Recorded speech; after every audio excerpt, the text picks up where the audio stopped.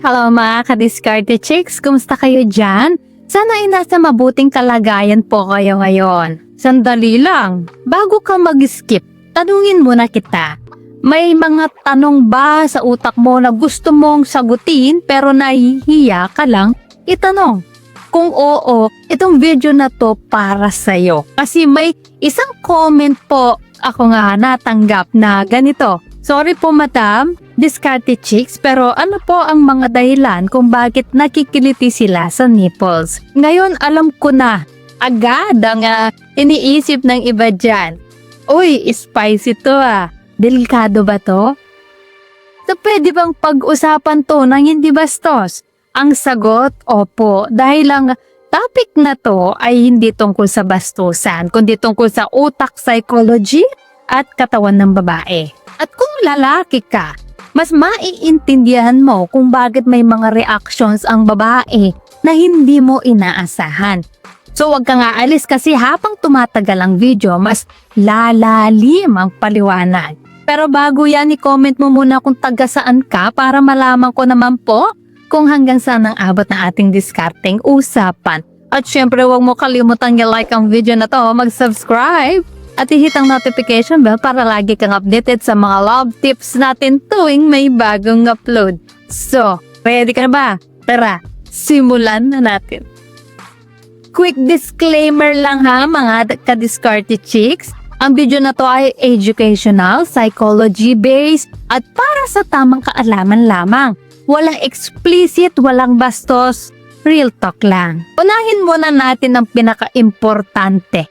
Hindi lahat ng reaksyon ng katawan ay sexual agad. Ang nipples ng babae ay maraming nerve endings, directly connected sa sensory cortex ng utak at responsive sa hormones. Ibig sabihin, kapag may konting pressure, lamig, init o friction, automatic may reaction ng katawan.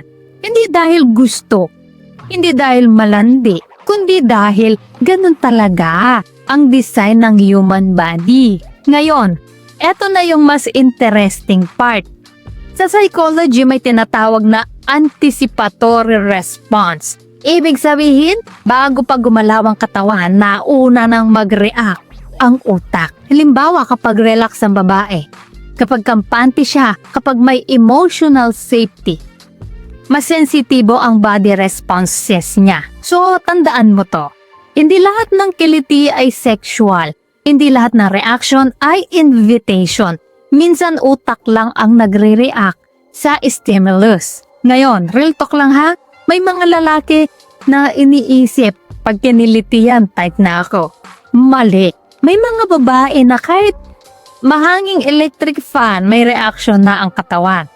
May iba na kahit yakap lang, may response na agad. Hindi ibig sabihin nun na gusto ka. Game siya. Pwede ka na mag-level up. Ang ibig sabihin lang, sensitive ang nervous system niya. Dagdag pa dyan ang hormones, estrogen, oxytocin, dopamine. Kaya may mga araw na mas sensitive, mas emotional, mas reactive, at may araw din na wala lang, normal lang, walang effect.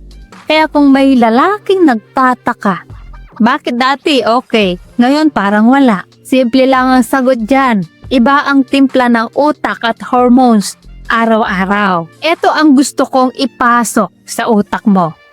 Ang tunay na diskarte ay respeto, hindi assumption. Kung may nakita kang reaction, huwag kang mag-assume, huwag magmadali, huwag mag-push. Ang pinaka-attractive na lalaki, yung marunong magbasa ng boundaries. Bakit mahalagang maintindihan to? Kasi maraming misunderstanding ang nagsisimula sa maling interpretasyon, overconfidence, kakulangan sa kaalaman. At dito pumapasok ang diskarte chicks. Hindi para turuan kang mang-abuso, kundi para turuan kang umintindi. Kaya sa viewer natin na nagtanong niyan, salamat po. Dahil ang tanong mo, tanong din ng maraming tahimik lang dyan. Kaya kung ayaw mong mapahiya, makasakit, o mag-assume ng mali, mag-subscribe ka na. Like, comment at share mo to sa tropa mo na maraming tanong, pero takot lang magtanong. So ayan mga ka-Diskarte Chicks, sana ay may natutunan po kayo sa video natin ngayon. At syempre bago po tayo matapos, shoutout muna sa ating mga masugid na tagapanood na sina Sarce Clear, taga Polomok, South Cotabato, Ben Aban Veloso, watching from Cebu City, Delphine Noble from Nueva Ecija, Cesar Custodio watching from Toronto, Canada, Ontario, Oscar Caballera from Iligan City, Mindanao, Philippines, Arnel Bunkag from Isabela, Cathy Gascon watching from Iloilo, Christopher Laurentino watching from Doha, Qatar, Rodel Mamon from Iloilo, Darwin Solito ng Iloilo, JB Bartolome from Basista, Pangasinan, Adrian Matalog from Los Baños, Laguna, at kay Catalino Zuniga, taga Herona, Tarlac. Guys, maraming salamat po sa suporta at panonood, mga ka-Diskarte Chicks. Dahil po sa inyo, lalo akong ginagana gumawa ng mga content na makakatulong at makakaaliw. Para naman po sa mga hindi pa na-shoutout, gusto mong ma-shoutout sa next video, i-comment lang ang hashtag ka-Diskarte Chicks at sabihin ko anong topic ang gusto mong pag-usapan natin next. Kung nagustuhan mo ang video na ito, ay huwag kalimutang mag-like, mag-subscribe, at i-share ito. Comment down below kung alin sa mga tips na to ang na-experience mo na. So guys, this is Diskarte Chicks, your love mentor na laging nandito para sa mga diskarteng pag-ibig. Kita-kits sa next video. Maraming salamat sa panonood. Ingat kayo palagi. Let's spread love.